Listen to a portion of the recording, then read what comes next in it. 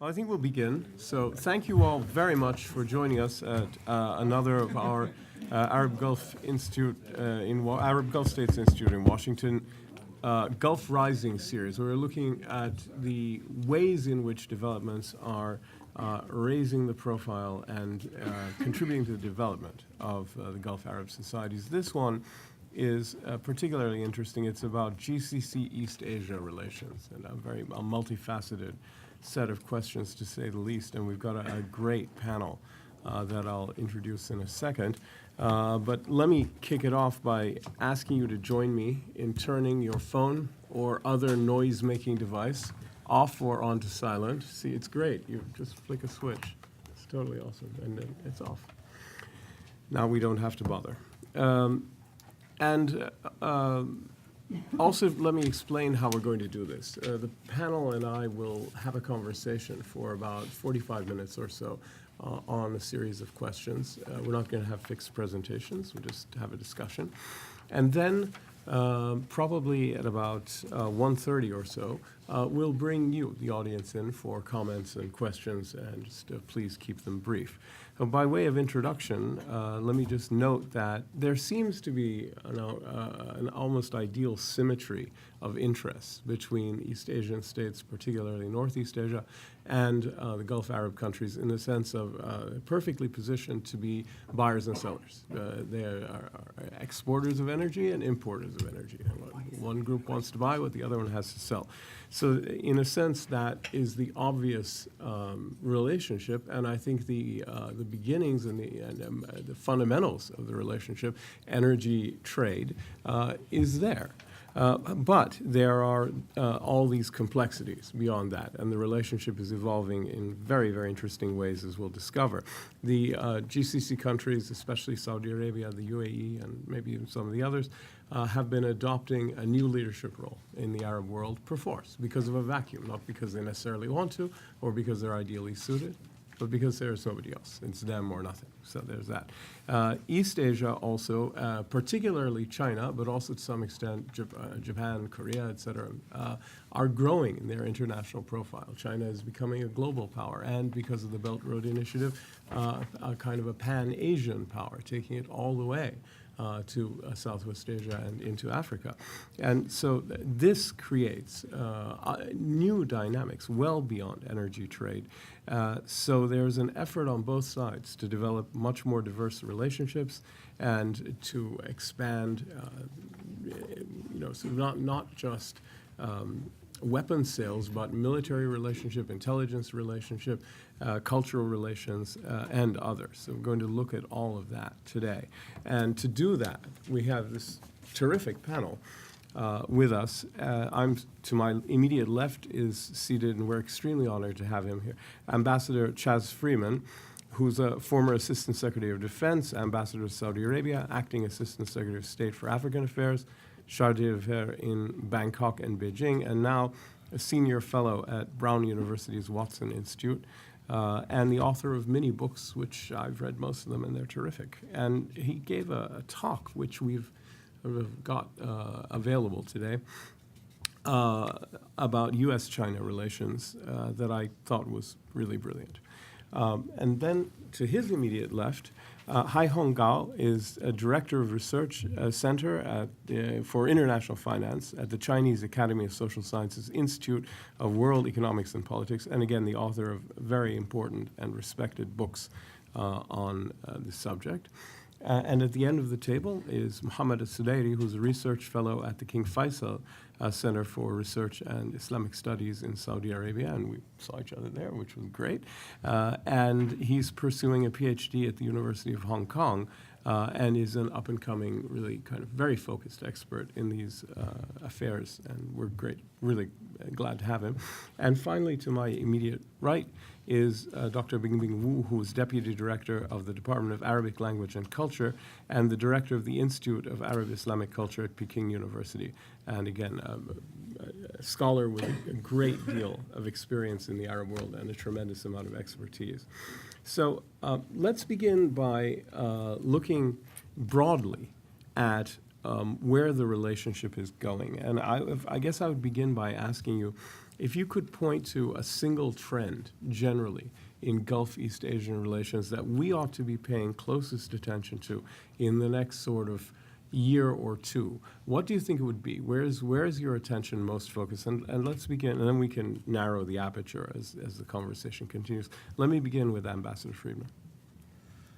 I think the most interesting thing that's happening is that as the devolution of authority in the global order proceeds, regions are emerging as things in their own right, and region-to-region relationships, not filtered through an American connection, are happening. And you see this in all sorts of fields. Intellectually, for example, as Mohammed Al-Sudairi illustrates, Bingbing and Professor Gao Haihong all illustrate, you're seeing the emergence of scholars in the Arab world, in the Gulf, and in China who are not the prisoners of the great American or British universities, but doing their own independent research and evaluating their relationships quite apart from an American filter. And that same trend is reflected in other areas. Politically, the relationships are developing without regard to American hegemony, which is fading, or even Western dominance, which the last 5 centuries have seen, and which is also fading. Economically, the two regions are finding each other in many ways, not just the exchange of energy for goods and services, which is, of course, as Hussein said, the essence of the relationship, but technology transfers from East Asia, which is now a technology leader, not just Japan and Korea, but now China as well, and making its own independent technology transfers, including manufacturing technology to the Arab world. The export of the same sorts of management services in construction and so on that earlier came from Japan, Korea, before that the United States in the region. And so economically, the relationship is being worked out directly rather than through, again, the filters of a European or American connection. And I think this is true also in the military area increasingly, although less, it's just beginning. That is to say, the Gulf Arab states are the great arms market in the world. They've been the playground of the United States and Western Europeans. They're now being joined by others, not just the Russians and Chinese, but Brazilians, Indians, Pakistanis, and developing for the first time their own armaments industry under Vision 2030 in Saudi Arabia in particular. So it's the emerging independence of the region and the lateral connections it's developing with other regions that I think are the central theme. Terrific. Dr. Gao? Yeah, I think there are some common factors to bring China and GCC together. One is the domestic fundamentals, because if we look at the Chinese economy, China now is in a process of transformation, structure change to a more service-led and consumption-driven model. And of course, there are short-term risks and long-term challenges like aging problems. And if you look at GCC countries, they are in the same position of transformation to a non-oil-based economy. They look for a more trade partners, and also want to diversify their economic relationship and financial portfolio investment as well. So this is a common background for for the two economy bodies to come together. And another one is that the fact that the trade relation between China and the GCC already increased rapidly in the recent years, and especially on the non-oil sector. This is something we need to look at. And this is attached to this transformation need. And I think there's going to be more to come if we still stick with the policies going beyond the energy strategy, and both are beneficial to China and GCC countries as well. Very good. Mohammed? Perhaps Dr. Wu could speak first. I mean, he's my teacher, so it would be very disrespectful to him. All right. Okay. I think there's a deeper and deeper Asian involvement in GCC region, a deeper cooperation between GCC countries and Asian countries, not only China, but India, South Korea, and Japan. So because of this, I think GCC countries would feel more and more that they are part of Asia instead of broader Middle East. And also the Chinese involvement will mean more cooperation between China and the other major powers like US, Russia, and European countries. Thank you. Okay, fine. Well, now I'll come back to Mohammed and ask you if you want to give us your sense of what would you suggest we look for in the next couple of years as we follow this relationship? Well, I won't actually talk about necessarily the GCC East Asian relationship per se, but what I'll be really trying to highlight is that, because I come from sort of a comparative politics background, is sort of how these two regions at the level of their political systems, they're undergoing very much similar processes. Like we've seen under President Xi, as well as under King Salman, there has been a departure from sort of the consensual, diffused form of policymaking that has tended to characterize these political systems. There's been a greater centralization of power.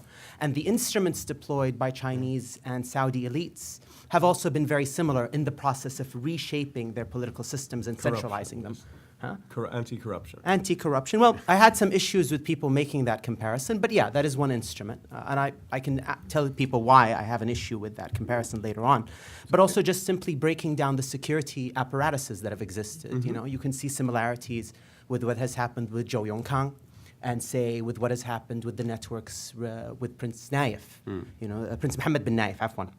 So we see very similar processes that are actually galvanized by also very similar problems, which is that both systems are facing changes at the political economic level and also at the level of their legitimacy, how they legitimize their systems. The Chinese legitimacy, there's a lot of debate in the sinological literature, but since 1992 has largely predicated itself on the promise of rising living standards. This is no longer sustainable. So the state is turning on to other sources. The same quandary faces the Saudi state insofar as the legitimacy accrued by the welfare system is also being exhausted.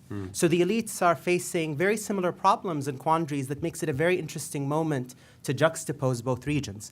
But at the same time, there are marked disjunctions between both, in the sense that I was thinking about it a few weeks ago. China is entering a moment where it has a lot of echoes to Saudi Arabia in the 1980s, in the sense that it's entering its own version of the Sahwa, in the sense that you have much greater ideological invocation, you have a return to the future of the Maoist era. One could expand onto that. But Saudi also, interestingly enough, is entering a period, Shin Shudai, which is very much similar to China in the 1980s, the Gaiga Kaifang. And actually, one Chinese scholar who visited us in Riyadh remarked, Yan Xuetong, who's a very prominent expert in Tsinghua, he said, you Saudis really need to learn from us from the 1980s, especially with respect to how you're going to do the ideological somersaults to justify a lot of the economic reforms that you're pursuing. And he had in mind the Jingshan Wuran, the spiritual pollution problems, which also was a big quandary for the Chinese state insofar as in the 1980s, allowing for marketization and capitalist practices to emerge in society. How do you justify it from an ideological perspective? And you can see that the Saudi state is also contending with similar problems in terms of, how does it depart from its religious modes of legitimacy and it's, being a paragon of social conservatism. So it's interesting to juxtapose both regions, and it raises a lot of issues about authoritarian learning, and how these internal changes within both states might have an impact geopolitically and in terms of their relationship with one another. I'll stop there. Okay, I would like to ask both Dr. Wu and Dr. Gao in particular, how China's Belt Road Initiative involves the Gulf. What role does the Gulf have in that? From a Chinese point of view, what are they trying to accomplish broadly with regard to the Gulf, especially in terms of that set of initiatives? I'll offer either of you. Lady first. Yeah, lady first. Dr. Gao? Right. So Belt and Road Initiative actually is the Xi's vision for the next stage of globalization, meaning that China really committed to integrate itself into the world economy. So this is the basic idea behind this initiative. And you need to look at approach, how to accomplish this idea. And I think the basic approach is we call it bottom-up approach, starting with the bilateral relations to build up connectivity. And of course, we call it capacity cooperation. And of course, Gulf country is not on the map of this Belt and Road Initiative, but somehow they are in a very important position, geoeconomically speaking, and also the approach actually is not only bilateral in this regard, but also we call it third-party involvement is very important. Like the British, they want to play a third-party player between the two sides, and I think Gulf, the GCC countries particularly, can play a very important role in ongoing projects. There are some corridors. Of course, there are some doubts about these projects, but if you look at the economic size, neglecting the political implications, actually there are a lot of potentials for not only China and partners, but also for GCC countries to explore, like Dubai and Doha. I think financially they have the potentials to explore their functions in facilitating the transactions in terms of many ways, like offshore market and loans and investment, many other aspects beyond this construction themselves. Excellent. Dr. Wu, please. What do you think? I think this Belt and Road Initiative, BRI, is a network of projects and also a network of partnership. Yeah. So we cannot understand it as a physical road or physical belt. So always there's a worry of the GCC countries that they could be bypassed by the BRI. But if we understand in this way, all the projects possible and all the partnerships, are there, between China and GCC countries. Like China, Saudi Arabia, there's a comprehensive strategic partnership. China, UAE, strategic partnership. So I think, also if we consider BRI, the four main fields is industrialization, infrastructure construction, energy sector, and financing sector. So GCC countries, would be very important for China to develop, cooperation based on BRI, like the energy, not only conventional energy, but also renewable energy and new energy, like solar energy and nuclear energy. In the financing, I think, as Dr. Gao mentioned, Saudi Arabia, UAE, Qatar, especially UAE and Qatar have, a huge potentiality for financing. I think there's some cooperation in the CPEC, China-Pakistan economic corridor between China and UAE and some other GCC countries. Certainly the industrialization and infrastructure. So I think BRI, in regard of the projects and also the political partnership, I think both will be very important for China-GCC relationship. Dr. Freeman, yeah, and then I have a question for you. Just a footnote to that. The AIIB, the Asian Infrastructure Investment Bank, which has an ultimate capitalization of $100 billion, has just signed an agreement with the Islamic Development Bank, which is capitalized at $150 billion, to cooperate in project finance. So this means the 57 member countries of the Organization for Islamic Cooperation will now be eligible to participate in Chinese-financed BRI programs. I think one point needs to be clarified, and that is the purpose of the Belt and Road Initiative is to connect Eurasia with itself, including Western Europe, which is the so everything from the Azores to the Bering Strait and everything from Arkhangelsk to Colombo is to be connected. The GCC is on the periphery of this, but it is on a major transportation route. You look at the BRI development of the port of Piraeus in Greece and the high-speed rail that's going up to Budapest from Piraeus. This is the terminus of a route that has to go through the Red Sea. Air routes have to go over the Arabian Peninsula and Egypt. So the GCC is inextricably connected to BRI, even if it's not directly in the map. Well, if we look for a second at the political and diplomatic implications of all of that, you've made the point that often it's Gulf countries trying to pull China into a closer relationship, China wanting to stand back a little bit and have a balancing act. Can you talk about that a little bit? And I'd like to get into the Iranian angle, but maybe we'll do that in a minute. It's up to you. I used to joke with Chinese friends that they've spent 4,000 years perfecting passivity as a foreign policy tool. Very Taoist, Wu Wei or Wu Soba Wei. Do nothing and everything will be possible to you. So there is an element of that.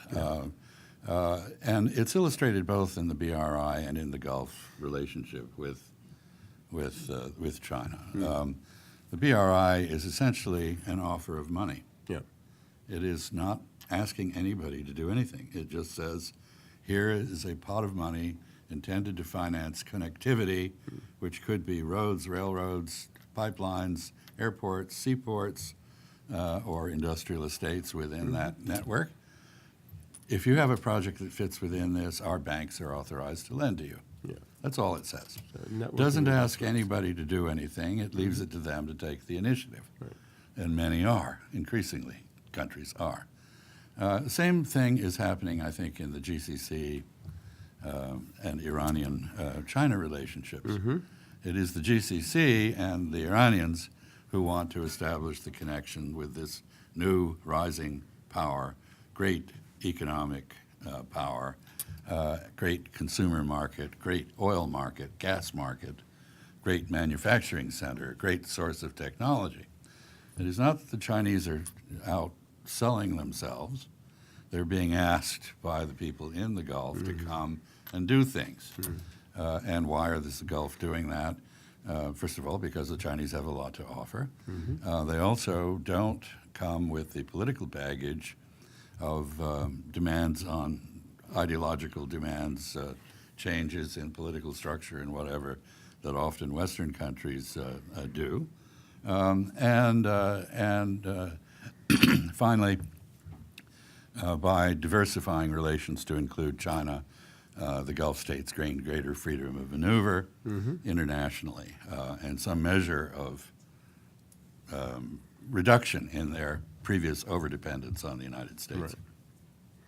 So what about the Iranian angle? Because, well, we've talked about how the Gulf might be the terminus of one of these corridors of investment and communication, a maritime one. But a lot of the emphasis seems to, and physically speaking, end up in more or less in Iran. Iran appears to be a crucial factor in China's vision. And so how does that affect this delicate balancing act you've been describing? You asking me? Yeah, I'm asking you. Oh, all right. Who else? Well, lots of other people. No, I'm kidding. I think, first of all, Iran and China have a very ancient interaction going back millennia. Iran is the western terminus of the main part of Eurasia and the Middle East. The Arabian Peninsula It's properly termed Afro-Asia. It's where Europe, Africa, and Asia come together. So Iran has resources and a shore and a population and a market and a history that make it of particular interest to the Chinese, and they are responding to that. At the same time, they do not want to overemphasize their relations with any one of the contending parties in the Gulf. Right. So in a funny way, as China's relationships with Iran thicken, which they will, China will be looking for opportunities also to balance those improvements in its relations with Iran with improvements with the Gulf Arabs. That is a dynamic that needs to be taken account of. Iran, of course, as a result of various American-instigated misadventures in the Middle East, has managed to expand its political influence quite considerably in the region, and I don't think the Chinese can ignore that. One, I would look, for example, to the question of Syrian reconstruction, both in the context of the Belt and Road Initiative and in the context of Chinese cooperation with both Iran and Russia. How that will sit with the Gulf Arabs, given their position on Syria, is another complication. So, Mohammed, what the possibility maybe that raises is that a kind of the potential possibly for both Iran and their rivals in the Gulf Arab countries to develop increasingly close ties with China. Is there any potential that a growing Chinese role could provide another avenue for a mutual interest? If not, I'm not talking about reconciliation or rapprochement, I'm just saying a shared interest in certain developments that helps everybody, reduce tensions at a minimum. Or do you think it's not going to play that role? I'm very doubtful, to be honest, at this juncture, given the political climate both within Saudi Arabia and Iran itself. And even, Beijing has offered in the past, even recently after the breakdown of ties between Saudi Arabia and Iran, the news presented it as an offer for mediation on the part of the Chinese state. It was not, actually. Right. So I don't think they themselves are willing to really touch this with a 10-foot pole. I Sure think not. This is the smart attitude to take. Yeah. And I think at the end of the day, as Ambassador Freeman had said, China will engage both sides, but these will occur at a very segmented, in a segmented fashion. Even I think, for example, with respect to the Shanghai Cooperation Organization, because there's been a lot of debate recently about Saudi Arabia potentially applying or even taking on an observer status there. I think what's probably going to happen is that the Chinese would like to reproduce the formula of what took place with India as well as Pakistan, where both were admitted at roughly the same time in a balancing act. And Iran was told no. Iran was told no. This was opposition by Tajikistan, if I'm not mistaken, but there was also opposition by other major members, particularly China.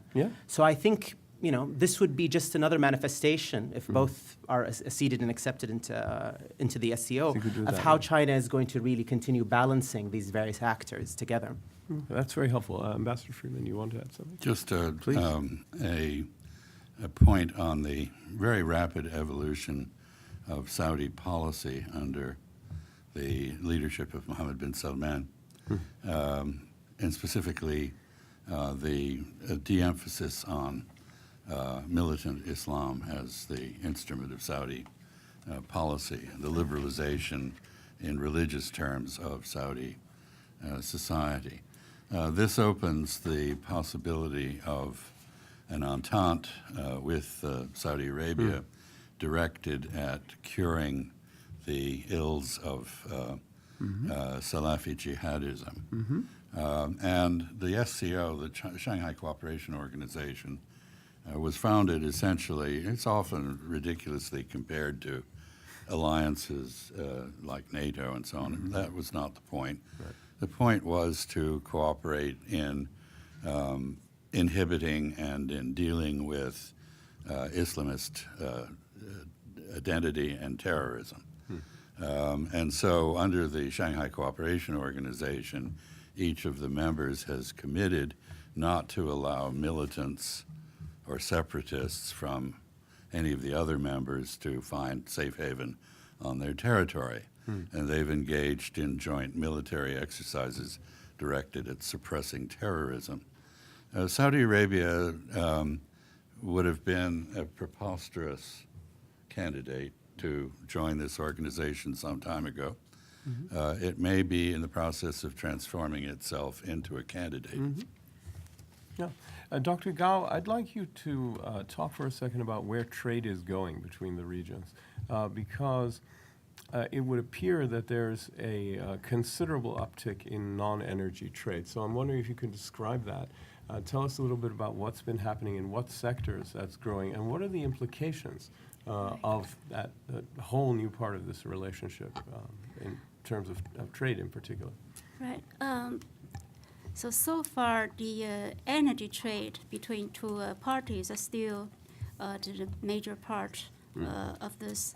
And if you look at the data and make a comparison with 2 years ago, I think there is a change that the non-energy trade between two parties increase faster than energy trade. For example, the Saudi Arabia export to China in non-energy goods, such as the manufacturer's goods and the high-skilled, technology-intensive manufacturer goods, especially, increase very fast. And many other countries as well, like the COVID, even COVID, the structure of trade changed as well. So that means that actually the GCC countries benefit from this trading pattern, implicating that they are going up in a global value chain. The position actually changed, shifting towards upper level. And this is good not only for Arab countries, but also for China, because we are all in this global value chains together, and it's sort of a win-win pattern for the trade partners. Very, very interesting.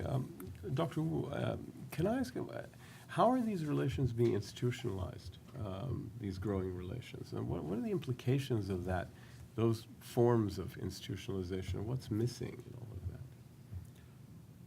First, I think I would mention Chinese companies would be more and more willing to enter the market in the GCC countries. First, for all the fields of BRI, they can find opportunities. And also, this BRI means they feel they are more encouraged by Chinese government and even supported by Chinese government to enter this market. So I think this means more and more Chinese interest overseas. So this will push Chinese government to be deeper involved in this region, number one. Number two, I think for the government, this foreign policy is more and more proactive in the past few years and in the future also, I think. So how this trend will be reflected in Gulf region, I think, plus what I mentioned, Chinese interest overseas in the region, will push China more and more involved in the region, not just be pulled by the GCC countries or Iran, but intentionally to do something there. So I think this means China has to design more mechanism. We had this China Arab States Cooperation Forum.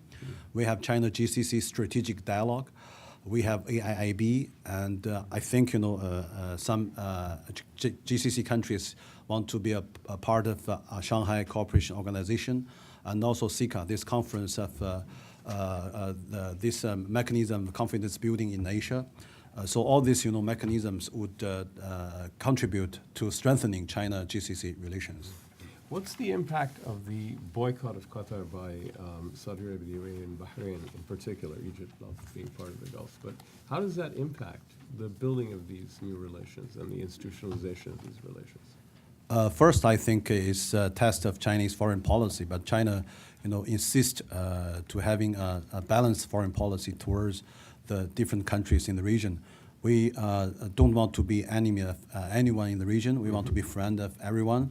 So in this regard, I think China, tried to be neutral, do not taking side in the Qatar crisis. It's just like China to deal with the competition. I mean, comprehensive strategic competition between Saudi Arabia and Iran. The same. Yeah. Do you think that's possible, Ambassador Freeman? I mean, can one might have an intention to always be neutral, but is that always possible? So far, so good. And in this case, I mean, in particular. No, I think in the case of Saudi Arabia and Qatar, Yeah. it probably is possible. But in the longer term, as China acquires more concrete interests and a bigger presence in the Gulf, and the presence is already very large, much larger than many people realize. There are hundreds of thousands of Chinese living in the Gulf now. But as this presence grows, with it, the responsibility of the Chinese government to act will grow. For example, if there is a war, how do you evacuate your citizens? And when you begin to think about the issue of a deteriorating U.S.-China relationship and the possibility of a Sino-American war, then the issue of how China secures its supply lines to the Gulf can no longer be left to the U.S. Navy, which means that China has to begin to make its own arrangements. And the only way to do that is to establish ties of cooperation with countries ashore. Some of them, like Djibouti, are willing to offer cooperation in return for money with no questions asked. But most will demand other benefits, political commitments or otherwise. And therefore, I think the Chinese Balancing Act, successful as it's been, is going to become more and more difficult as time goes on. Dr. Gao, that takes us straight where I want. I'm sorry. Did you, Mohammed? Were you going to say something? Or you're just looking. I just had like a. Yeah, please do. Yeah, and then we'll pick up. I think also what needs to be highlighted as well is that it's not just that there are structural changes that are taking place that are pulling in China and potentially also reshaping its role in the region, but that there also has to be an eye on the debates within China itself. I mean, you have a state that now proclaims that China has entered a new era, essentially. Even, the way that Chinese contemporary history is being reconceptualized is that China now is strengthening once more. 有站起来, 有富起来, 有强起来. The idea being is that China stood up during the Maoist era, it became wealthy during the Dengist era, and now it's becoming strong again under the Xi era, right? Of course, with a complete sort of sidelining of all the other party secretaries, but that's a different story. But generally speaking, there is an internal debate taking place within China about what a risen China should look like and what its geopolitical stance and orientation should be, at a very sort of superficial level. You could talk about a Mackindrayan orientation. He who controls the world island controls the world. So it's a very Eurasian-oriented one. Or even a Mahanian orientation, which is that China's wealth, security, and power will lie with the development of a strong navy, or a mix of both. And you have, again, multiple types of debates taking place at the normative level, at the ideological level, and how China should relate to the rest of the world. So that's something I think to keep at the back of people's minds when debating and discussing China's engagement with different parts of the world, including the GCC. Well, thanks. I wanted to ask Dr. Gao, picking up on where Ambassador Freeman was taking us, which was to the Horn of Africa and Djibouti as an example of a certain kind of country. But both China and the Gulf countries are increasingly present in various ways in the Horn of Africa. Are they competitors? Are they have any cooperative relationship, or is it all just taking place in parallel without either cooperation or competition? How do you see that?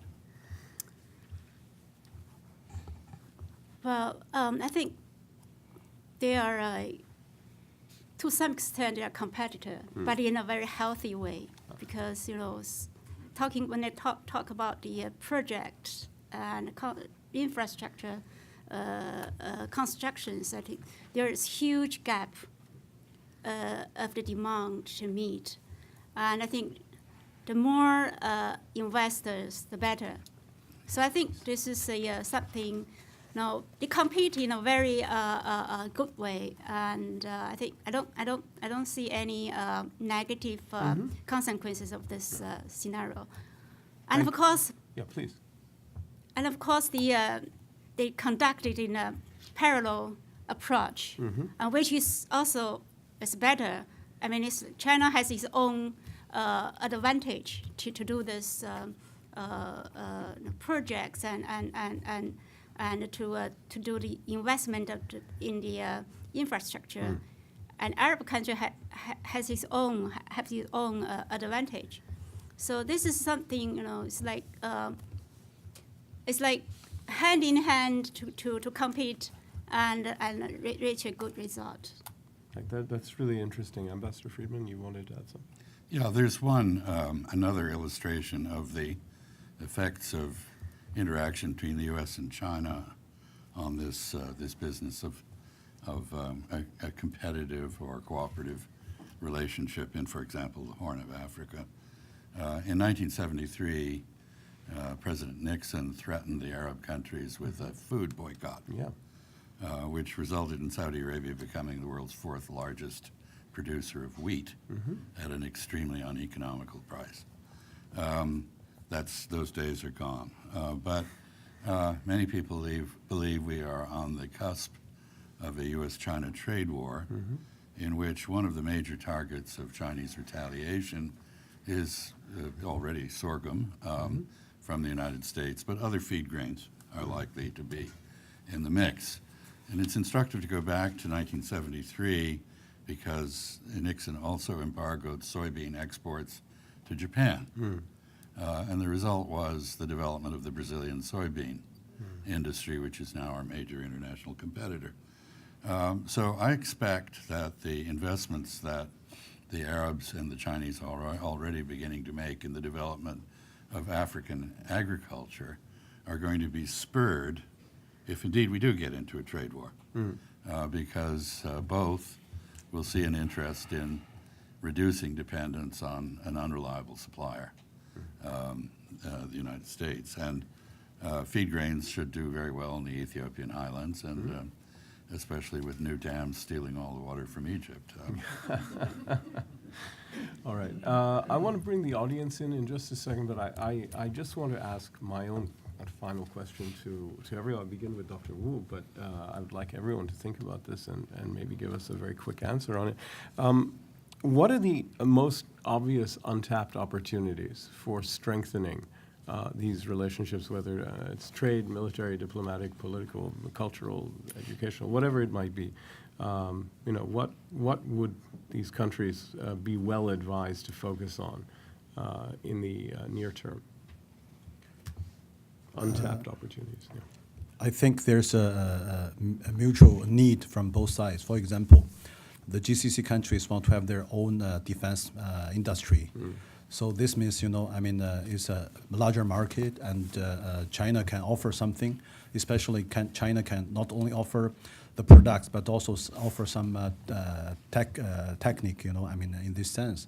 So this kind of mutual need, we can see in different fields like energy, this industrialization infrastructure. So I think BRI is not something just designed by China to meet Chinese need. It's just based on China's understanding of the Eurasian continent and also different regions in this continent. Yeah.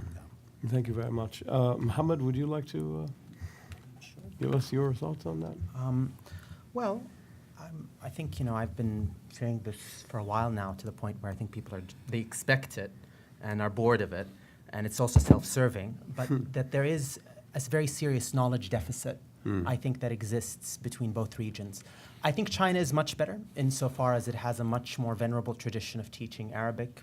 Arabic departments have existed formally in Chinese universities since the 1920s, and they even have an older Arabo-Persian tradition of over 4 or 5 centuries, if not longer. The first Persian dictionary, as a side note, grammatical book, was written in China, in Shandong. But And they tend to have more Arabists and Middle East experts, but the problem is primarily on the Gulf side, where you don't have people who are very familiar with how the Chinese political behemoth operates. And they don't really know how to maximize relations and pursue lobbying in a closed political system in a way that benefits the Gulf states. So this always creates, I think, huge gaps in terms of, between reality and expectations, as we've seen in older iterations of the Sino-Saudi relationship, from the King Abdullah period all the way to 2011. And so long as if these issues are not addressed, if you don't have indigenous knowledge production, if you don't have a well-trained diplomatic cadre in the Gulf states that can engage China on its own terms, and intimate ties between political elites, you're always going to go back to that type of reset. And you're going to face problems in deepening relations and taking them to a much more intimate strategic level. I mean, you can label them as much as you want, comprehensive strategic partnerships, but if you don't offer the content and supply that, this will be meaningless, I think. Thank you, Dr. Gall. Right. My expectation is the currency cooperation is a new area to explore for both parties. Because RMB strategy, the RMB internationalization is a real ambition for China. And for GCC countries, I think the pricing in crude oil in RMB is, in March, China is going to launch the crude oil future contracts priced in RMB. This is something new. And it's still need to test, but it's additional option to traditional dollars. And of course, the offshore, as I mentioned, offshore market in Middle East, I think is quite promising. And RMB as a reserve currency. I mean, when the two parties engaged in terms of trade and investment, and you need to mitigate risks. So a deeper relationship needs financial cooperation. So this is something we need to explore in the future. Great. Ambassador Freeman, untapped resource, untapped opportunities? What the others all said, Okay. plus one key problem, and that is the GCC as a large shell inhabited by a small snail. That is to say, looking like much more than it really is, even in the best of circumstances, and at the moment seriously riven by intra-Arab disputes. As long as the GCC cannot work together effectively in any realm, which is the case at the moment, it is at a tremendous disadvantage in its contest with Iran and its opportunities to forge new productive relationships with great powers, emerging great powers like China, India, Russia, Brazil, in addition to the United States, and Europe, if there is a Europe, will be limited. So the GCC basically needs to make up its mind whether it is a serious institution or just a building in Riyadh. Yeah, fair enough. All right, so I'd like to open the floor to the audience for questions or brief comments, and I'd like to ask you to begin by introducing yourselves. We'll begin with the gentleman here, then we'll go to the lady, then you, sir. So we'll do it like that, and we'll begin all the way in the corner over there. Hi, John. John Alterman, CSIS. I want to thank the panel and congratulate the panel for some very interesting presentations. I wanted to pick up on one of the points that Bingbing had made about India. I was just in the Gulf talking to folks about their look toward Asia, and I think there's some sense of uncertainty as to how Chinese-Indian ties might unfold. They have very intimate ties to India, trade ties, labor ties. In some ways, there's a lot of comfort with deepening ties to India and uncertainty about how Chinese-Indian rivalry might affect them. I was wondering if the panel might talk about their sense of how Chinese-Indian ties might unfold and what that might mean for the development of Gulf ties with China and perhaps the deepening of Gulf ties with India. Very good. Who'd like to take a stab at that? Anyone? Please. The issue between China and India is, in one sense, a concrete one, a border established by British imperialism in the Himalayas, which is in dispute.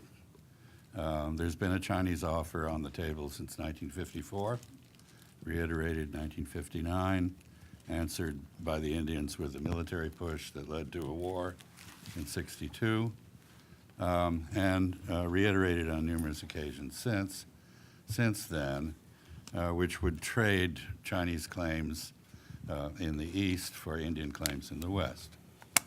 That is to say, what is called South Tibet, or is now Arunachal Pradesh in India, claimed by China.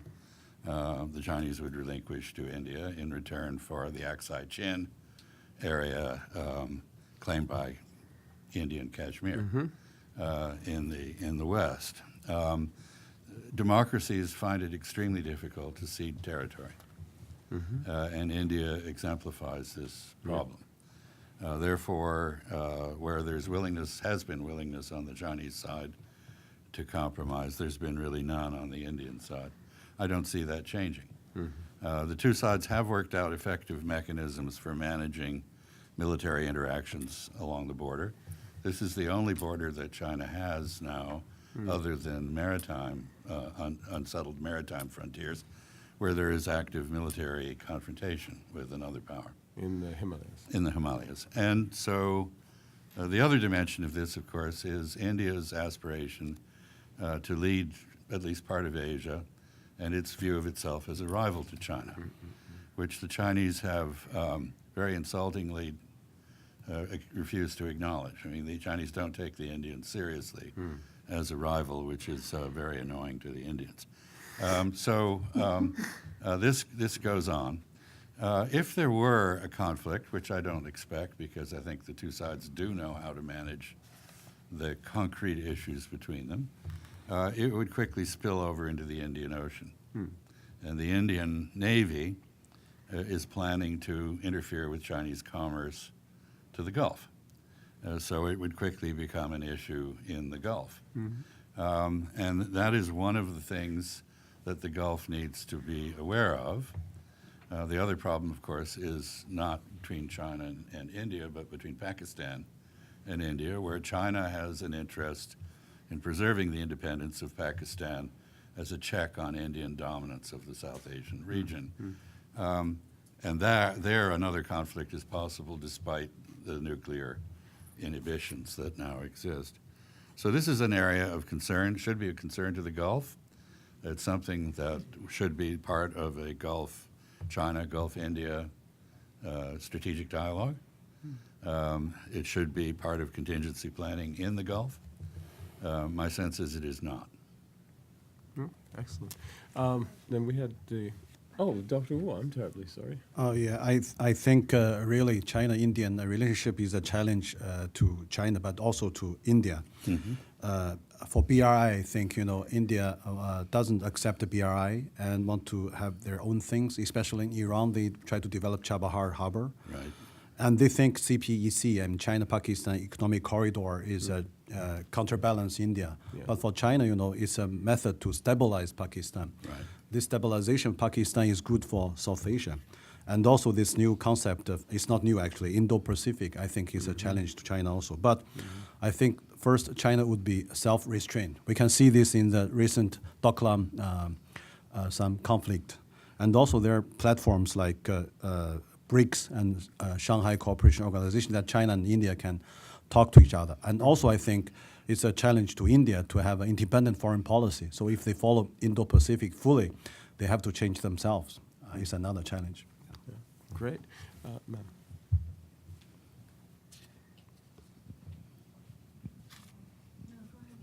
My name is Fitin Belghith. I work for nonprofits to implement programs in the Middle East. So you focused that the collaboration between the GCC and Asia, especially China, doesn't come with a baggage. I understand that economically and politically, but I think that's what I experienced in the North Africa, especially Algeria, and before that, like Libya, is it comes with immigration baggage, like in terms of visa, residency stuff. And I know that the GCC is quite complicated when it comes to that, like kafela and things. So what are your thoughts about that? How about, so it's really movement of people, movement of labor. I think that in the initial phases of China's going out of China with its construction companies and construction management companies, it followed a pattern that we had seen earlier with Japan and Korea, namely brought its own workers. It is climbing a curve in which more and more of the work is being done by locally hired or third country labor. And I expect it will follow the Korean and Japanese pattern in that regard. So we won't see the kind of thing that was seen in Riyadh when the diplomatic quarter was constructed, where the descendant of Count Bismarck in Lederhosen was supervising a lot of Korean workers. This is not going to happen in the future. So I think it will take care of itself. But it does pose a problem because, as was illustrated in Libya, when Colonel Gaddafi was overthrown and Libya fell into turmoil, the Chinese had to evacuate 30,000 workers, which was a challenge for them. It was the first time they'd done that. The People's Liberation Army, Navy, and Air Force are preparing themselves for future contingencies of that sort. And that is an issue which will have some impact on China's relationship with the Middle East, North Africa region. Excellent. Please. I think when we talk about Chinese populations in the Middle East, we're really talking about different categories. So for instance, when you referred to Algeria, you have, I think, a Chinese population. Last statistic I saw was around 80,000. And this, there was actually very serious racial rioting as well, where Chinese stores were attacked, where people were calling for the expulsion of Chinese workers. And this is, of course, a pattern that we've seen elsewhere as well. So you do have several categories. You have workers who come in, and they raise their own issues and tensions even within the Gulf states. So for instance, it's not really an issue of, say, them taking away jobs or employment from locals, but they also pose social and cultural issues. So for instance, in Saudi, this is a case that I followed very closely for a paper, was that in 2009, 2010, when Chinese workers were working on the Haramain project, which is the high-speed railway in Mecca, it caused a huge uproar in Saudi society because the issue was, how can you permit thousands of Chinese non-Muslims to work in the vicinity of Mecca? So this led to complete uproar, and the Saudi state came in and said, well, actually, this is an opportunity to convert these populations. So they empowered all these different missionary organizations, and the Gulf now, over the last 7-8 years, has seen a proliferation of China-only or China-focused missionary organizations. And then you have another category of populations, which are really entrepreneurs, businessmen, who have basically, some of them operate independently, like in the UAE, and the population there is mostly 300,000 people of PRC passport-holding individuals, and they don't operate under the kafala rubric. They operate their own businesses to the point where they have their own cultural cul-de-sacs. And then you have some of these populations, because of the saturation of the market there, moving elsewhere in the Gulf.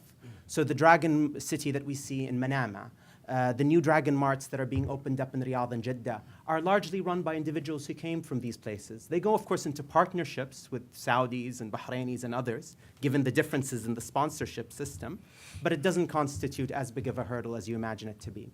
There are different ways in which the influx of these populations causes unintended consequences.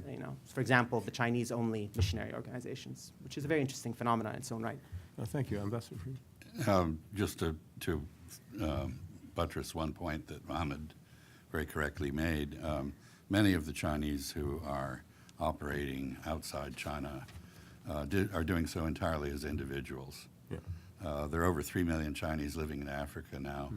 Most of them are there to sell things that, if you go to Egypt, you will find a very large, flourishing community of Chinese small merchants. They dominate the lingerie industry. Exactly. For some reason, they go around to the Exactly. countryside selling lingerie. But That's right. different story.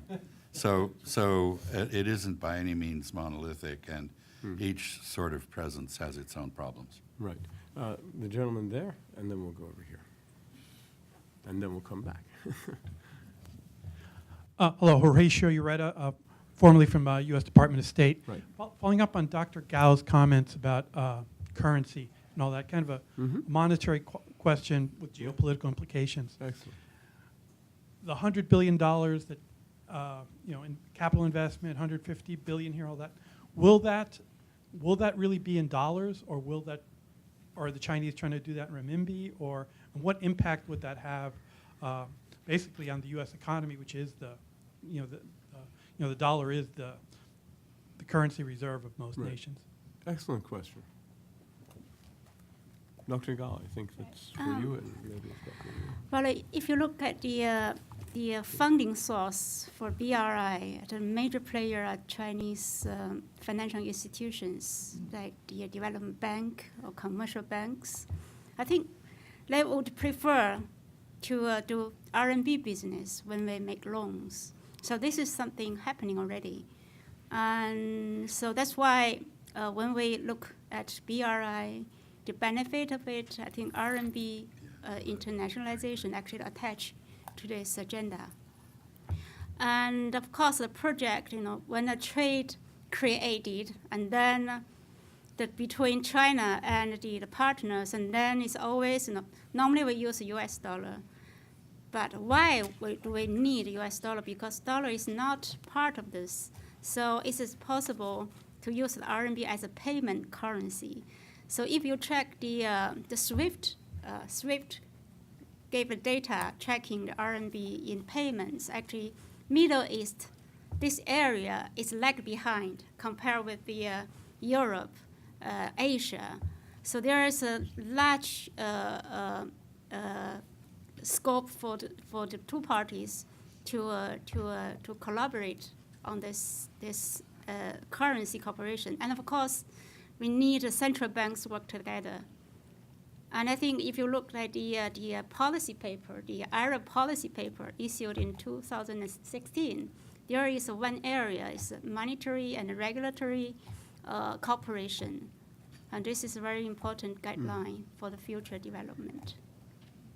Very interesting. I think you'll see more and more bonds for local costs issued in renminbi rather than dollars. And if I may venture a general opinion, I notice that the purchase of treasuries by international buyers is going down.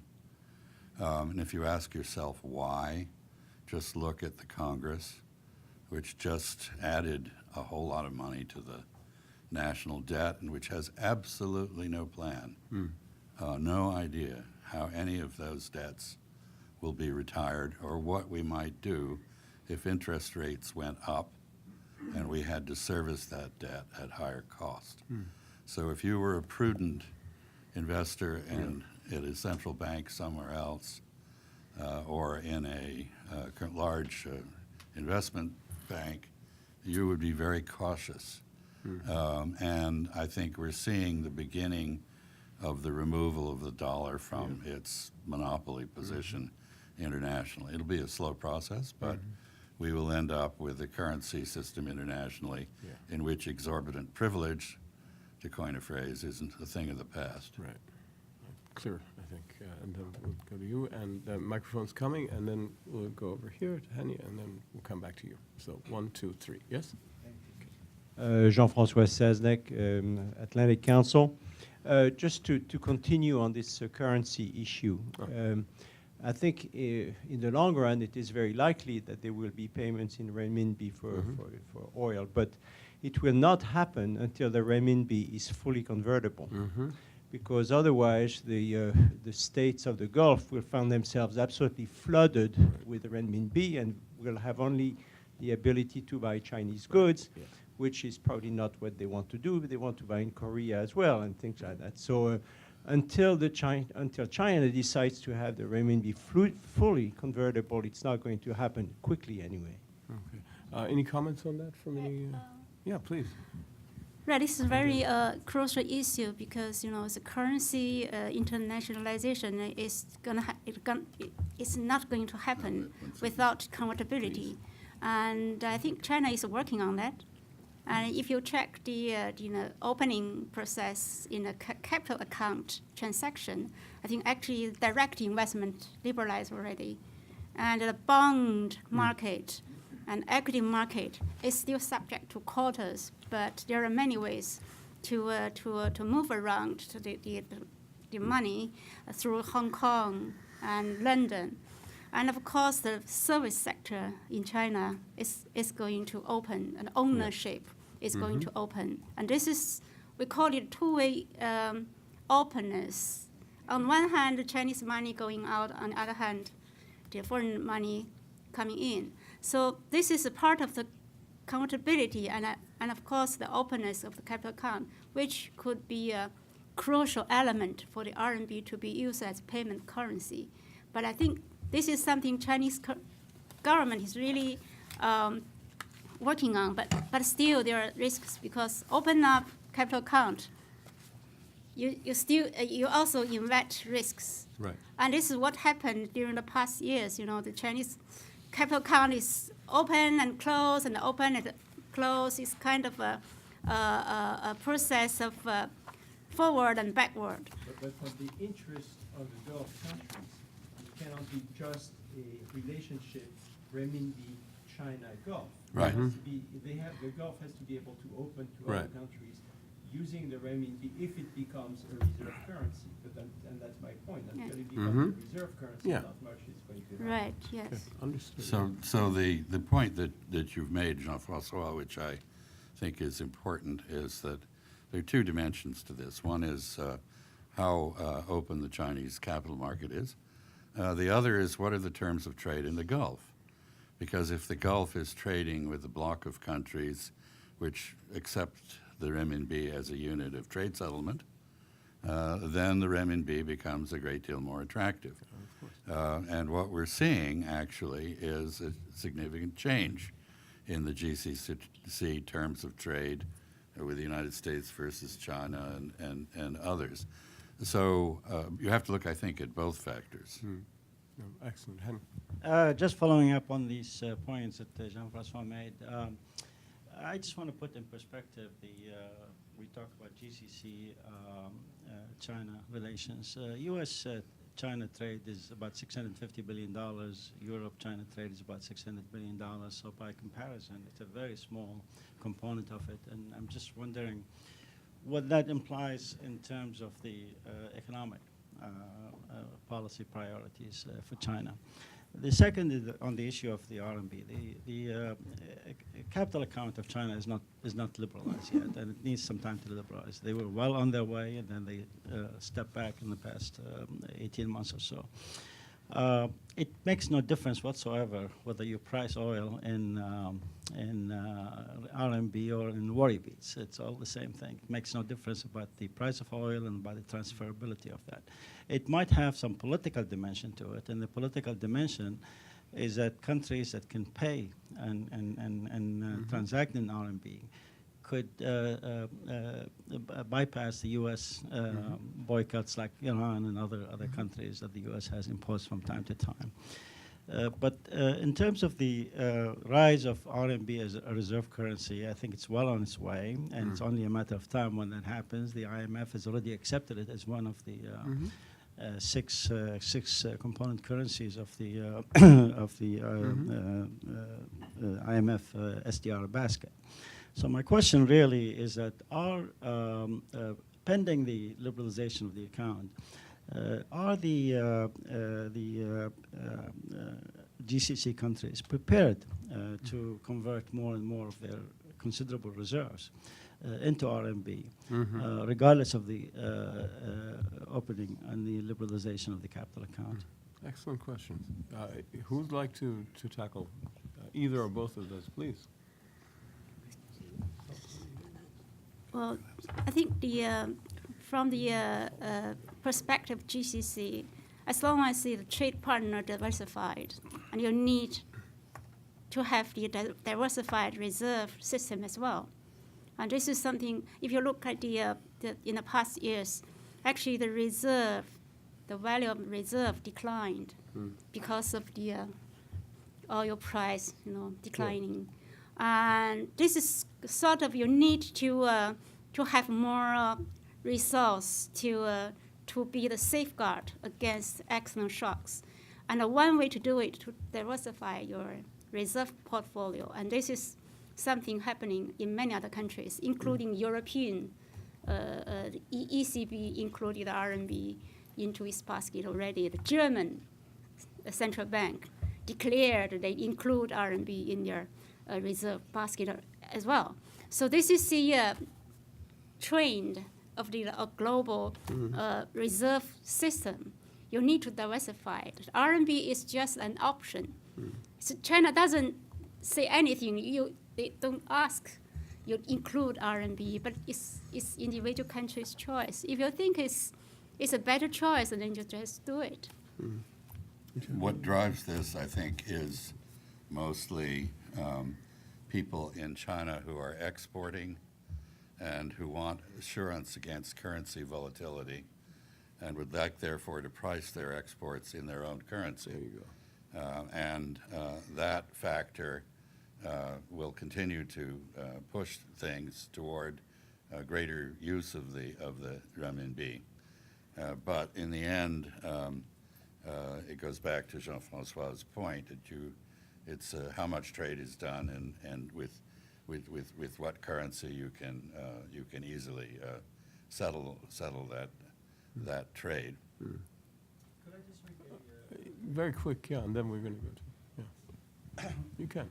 On this issue, and I think it's a very important issue, it's probably not very well known, but 2 out of the 4 RMB international clearance centers happens to reside in the GCC countries. Yes, First one opened in Doha, and more recently, I think, in Dubai.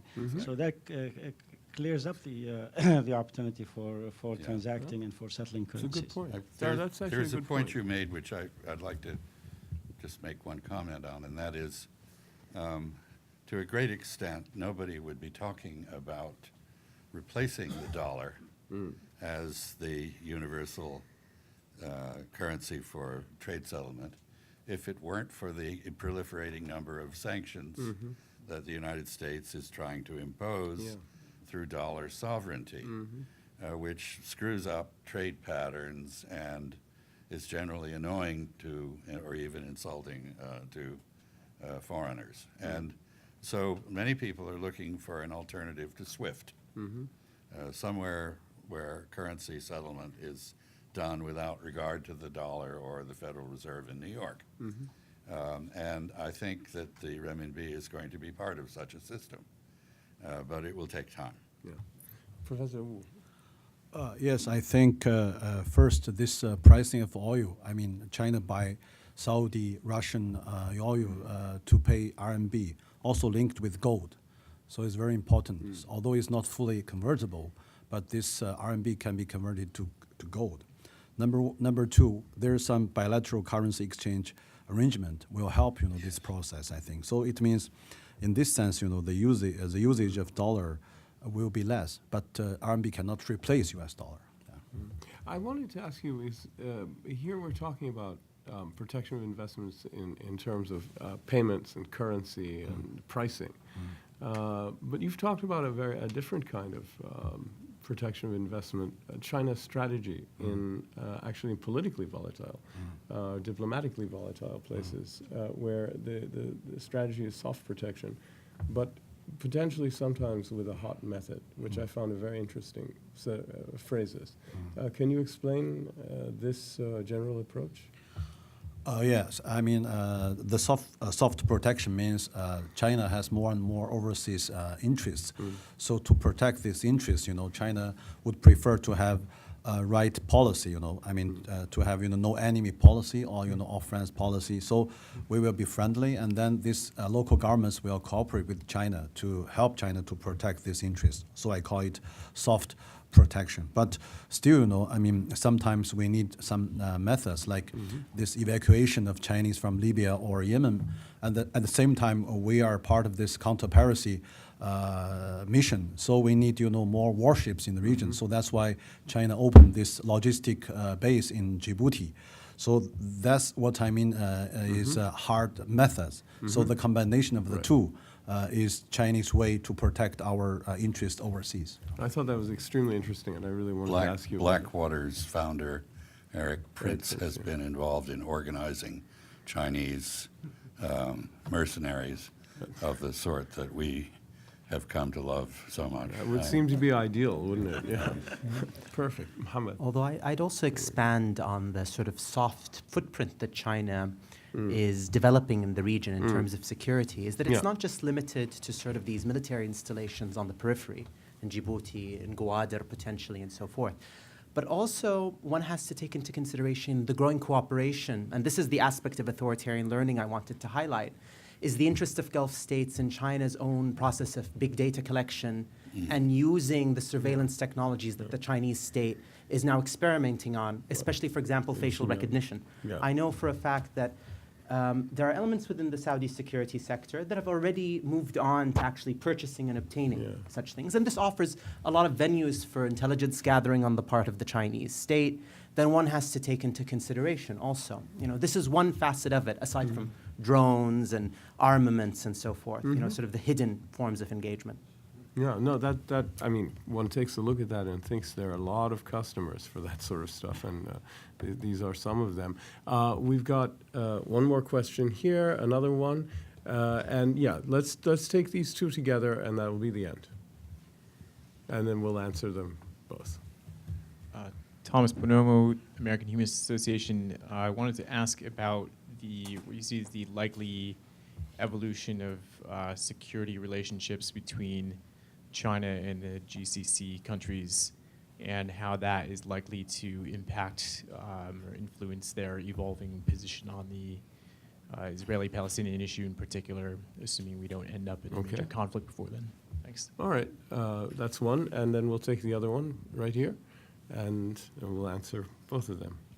Thank you both. Thank you all for your time. My name is Miriam, and I'm from the Embassy of Bahrain. My question was more so along the lines of soft power and diplomacy, and the growing relationship. Where has there ever been any evidence of what China has done sort of to infiltrate like the GCC market and vice versa, whether in terms of like entertainment or just any kind of cultural conversation growing between the two entities? So two issues here: the growing security relations. Any implications for the Israeli-Palestinian file or anything remotely like that? And then what about the cultural dimension? And then we'll wrap up. So who'd like to begin with either or both of those? Mohammed would. That's great. Maybe I'll just do the soft power Sure. issue, because this is something that connects to my own dissertation. Fine. So, the Chinese state actually has eagerly embraced the concept of soft power around Shirley.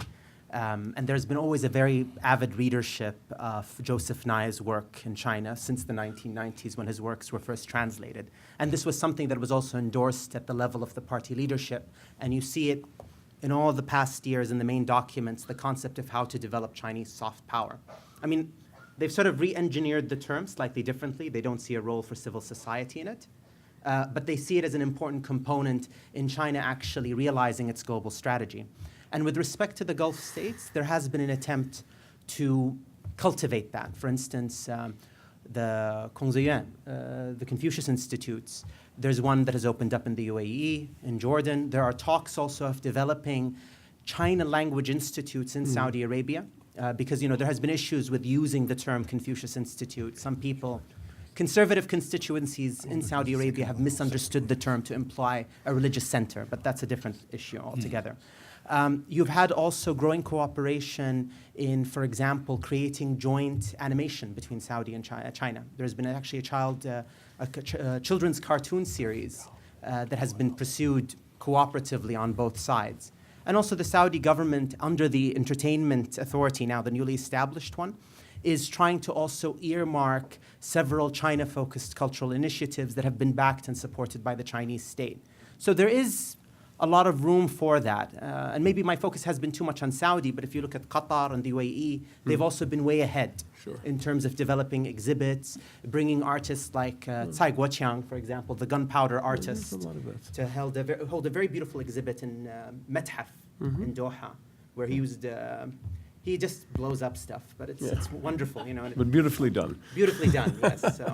So there's a lot of stuff like going on in it. No, I appreciate that. Dr. Gal, would you like to address either of those, especially the second one, or okay? Well, let me ask Dr. Wu to talk a bit about the soft power for cultural issue. the soft power, I want to mention the role of Chinese private sector. Actually, the most popular mobile and computer game in Arab world is designed and operated by a Chinese company. So the game is called Intiqam Sultan, the Revenge of the Sultan. It's very famous. Yeah. Actually, I mean, this company is located in Fujian province. You know, I saw all this, 600 plus staff in the company. They use purely Arabic to work. Yeah. It's very interesting. So, I mean, I think this is a case that private sector can play a big role in this sense. Well, I really appreciate that. I'd like to ask Ambassador Freeman to comment on either or both of those. Well, first on soft power and culture. Yeah. Of course, coming from Bahrain, you know all about the Saudi thirst for this, that, and the other in other countries where they couldn't have those things in their own country. They're acquiring them. They're acquiring them, yes. So one of the things that's happening is that there is an explosion of opportunity. Cinemas, music, dance, a whole range of entertainment in Saudi Arabia, the largest country in the region. And this opens opportunities for the Chinese. And don't discount the possibility that there will be cultural influences that come in. I can recall in my youth, 1,000 years ago, that the idea of eating raw fish or, rice with pickles and eel skin on it and seaweed was horrifying. And yet I think we've all become accustomed to sushi and sashimi. So, it may be Canto Pop will be in our future. I hope not, but fighting in this. thankfully. On the security issue, I think it's fair to say that the Chinese attitude toward alliances is very different from ours. The traditional purpose of alliances is to aggregate the power of others to your own, so that you leverage their power for your benefit. Right.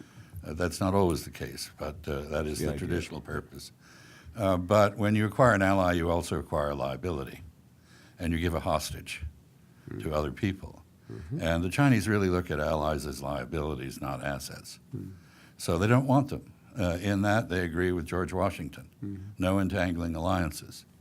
Because once you make a commitment to another country, that country's pet peeves, ambitions, arguments with still others can get you into scrapes that you don't want to enter.